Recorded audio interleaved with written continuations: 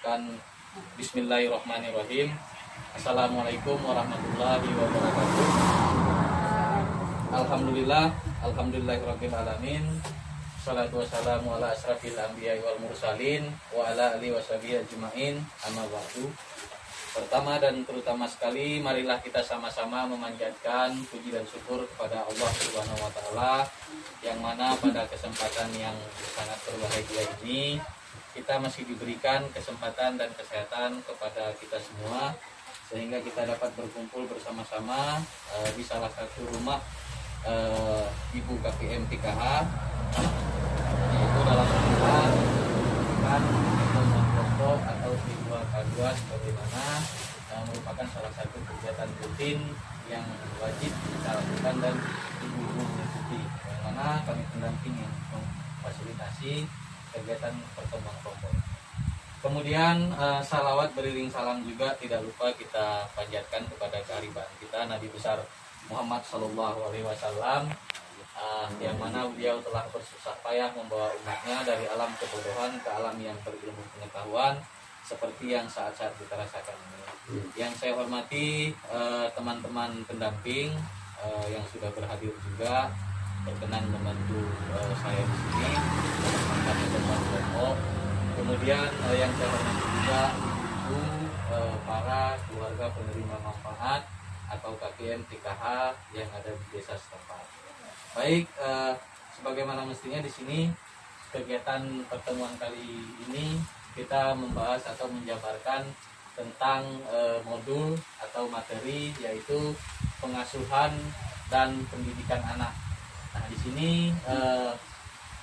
di modul yang saya sebutkan tadi tentang pengasuhan dan pendidikan anak, ini merupakan salah satu modul atau materi atau bahan kepada kita, terutama untuk ibu-ibu yang memiliki anak tentunya, baik itu dari usia dini atau sampai SMA, karena batasan kita di ibu-ibu penerima bantuan PKH paling terakhirnya itu ada di anak SMA. Jadi ibu yang tidak lagi memiliki anak sekolah kategori komponen yang SMA, berarti ibu-ibu sudah tidak dapat lagi menerima bantuan PKH, kecuali di dalam keluarga ibu-ibu masih ada komponen yang lain seperti misalnya lansia, disabilitas atau yang cacat.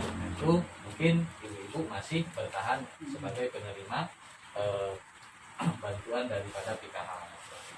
Baik ibu-ibu, kita kembali lagi tentang materi judul kita atau modul kita, yaitu pengasuhan dan pendidikan anak. Nah, di sini dari gambar yang tertera di field chart ini atau di poster ini, ibu-ibu dapat melihat atau dapat membaca sedikit di sini apa yang menjadi tanggung jawab orang tua, terutama ibu-ibu, dan tentang pengasuhan dan pendidikan anak. Nah, di sini ada beberapa tips atau ada beberapa cara.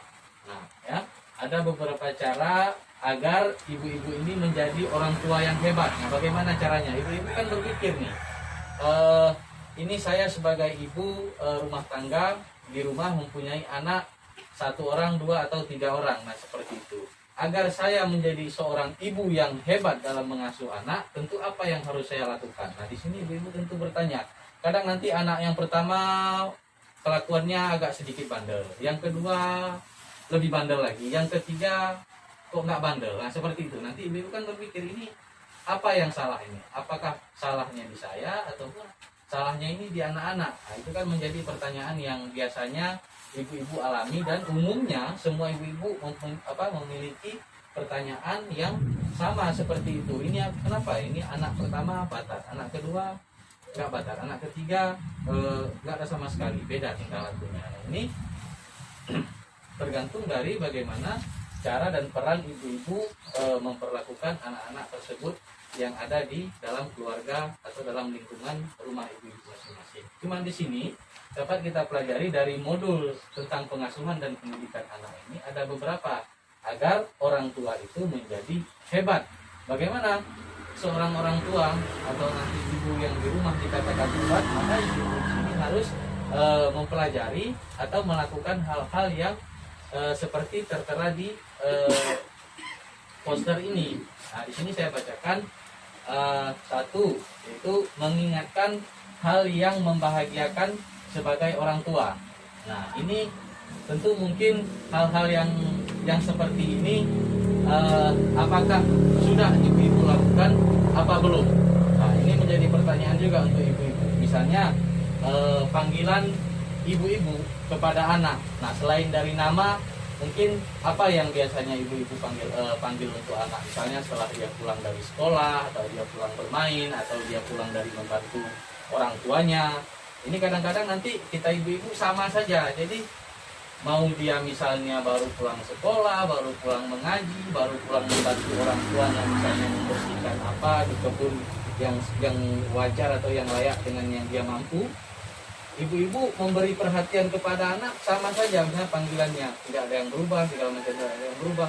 Nah, itu kalau seandainya ibu-ibu memanggil sekali-kali untuk anak itu di luar ataupun tidak sama dengan panggilan yang biasanya, pasti anak ibu nanti bakal berpikir, ini mama saya kok lain panggilnya saya hari ini. Artinya berkesan untuk dia dengan panggilan-panggilan yang membuat dia itu merasa bahwasanya saya diperhatikan, saya ini disayangi. Justru perhatiannya berlebihan yang ibu lakukan untuk anak-anak, walaupun hanya dengan ucapan saja. Misalnya kalau bahasa kampung, oh aliria mon anak wi sayang anak si kandung, segala macam itu kan kayak gitu. Tapi itu kadang-kadang ibu-ibu jarang melakukannya.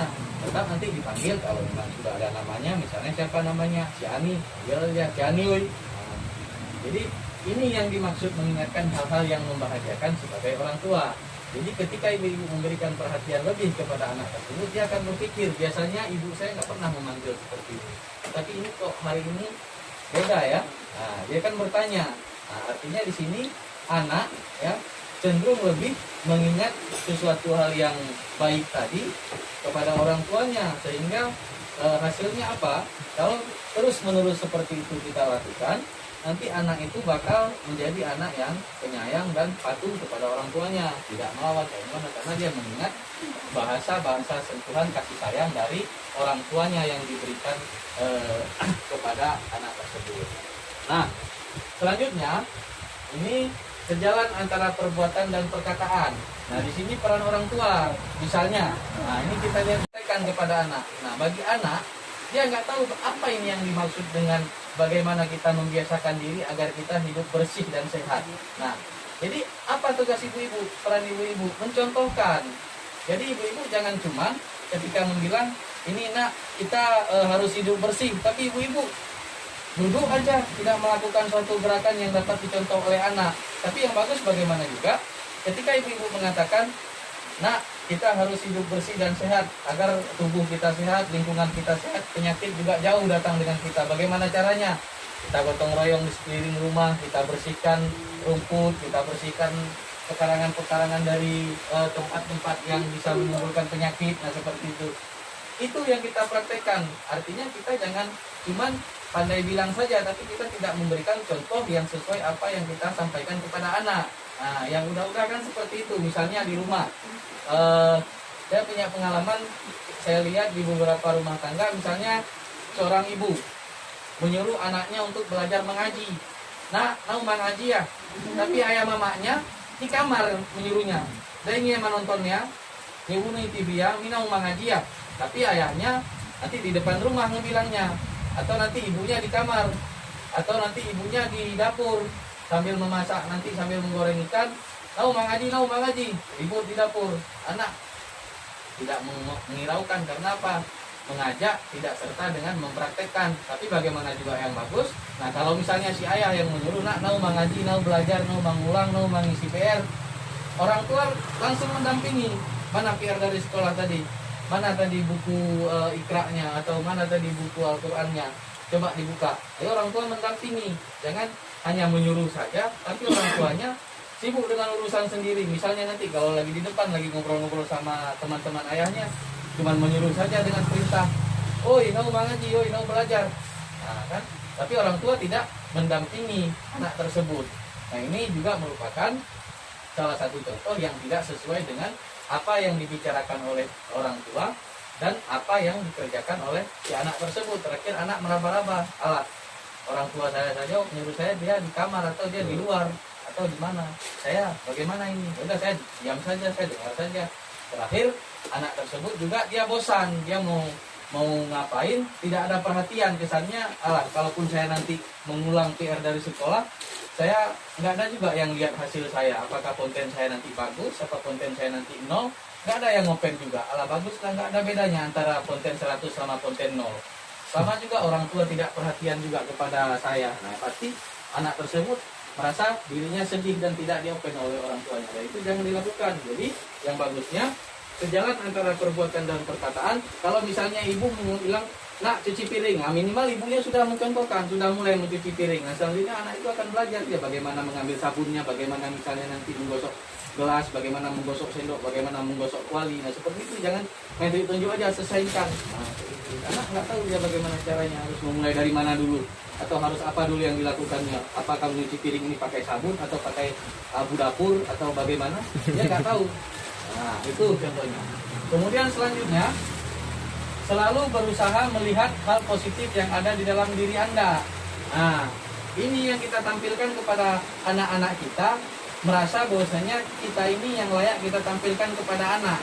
Nah, karena seperti ini bahaya sekali bagi ibu-ibu sekarang, yang ibu-ibu bisa saya katakan di zaman-zaman sekarang, artinya anak itu kan lebih cenderung belajar kepada orang tuanya. Nah kalau bisa, ibu-ibu apa yang ibu-ibu alami pada ibu-ibu, jangan sampai bisa dicontoh sama anak hal-hal yang tidak baik. Maka di sini ibu-ibu harus menampilkan ya perilaku atau bawaan ibu-ibu yang baik-baik kepada anak. Nah, misalnya kalau ibu-ibu ada misalnya selisih komunikasi sama bapaknya anak-anak, jangan ribut di depan anak-anak. Nah, itu sangat berbahaya untuk ingatannya anak-anak. Artinya sama dengan kita mengajari anak kita itu berantem dengan orang lain atau ribut dengan orang lain, apalagi mempraktekkan kekerasan-kekerasan yang bersifat fisik. Misalnya nanti si ayah menampar ibunya, atau nanti ibunya melempar barang-barang dari dapur, entah itu buriok yang dilempar keluar, entah itu dispenser yang tenang nanti. Nah itu menjadi contoh bagi anak. Ketika dia marah, dia akan melakukan seperti itu. Maka jangan salah, nanti ketika ada anak yang sudah beranjak dewasa, kalau dia marah dikit-dikit, dia tolak dipasangin, dia tolak kulkas, dia pecahkan piring. Kalau yang perempuan, nah, kan kayak gitu, dia bentokkan sendok. Nah itu merupakan ajaran yang dipraktekkan oleh orang tua itu sendiri. Maka jangan salah nanti kita bilang, kenapa ini bandel kali anak saya. Nah kita harus mengingat kembali, saya pernah seperti itu. Nah kemudian selanjutnya, bersikap dan bertutur kata penuh kasih sayang tanpa kekerasan. Nah ini berbicara lemah lembut kepada si anak. Jangan misalnya memperlakukan anak ini dengan bahasa-bahasa yang kasar, memanggilnya dengan bahasa-bahasa yang kasar. Kemudian sedikit dia melakukan kesalahan atau telat keluar dari sekolah, kita memarahi dia dengan sewajarnya lah. Jangan sampai bilang, molo anak yang tidak layak lah, bahasanya seperti itu. Yang ulahan jam 2 nong balik nyelon layaknya ayammu, nong lupuk jam 5. Jangan yang berlebihan lah, sewajarnya saja memarahi anak. Kemudian selanjutnya, tips menjadi orang tua yang hebat lanjutan. Nah ini sambungan dari sini tadi, ayah dan ibu saling bekerja sama dalam mengasuh anak. Nah ini jangan sendiri-sendiri. Ya kalau ada ayah yang masih bilang, anak mau urusanmu, nah, jangan seperti itu. Bilang sama ayahnya, urusan tak sama-sama, nambahlah kita sama-sama dan menjaga sama-sama malu. Nah itu yang kita sampaikan.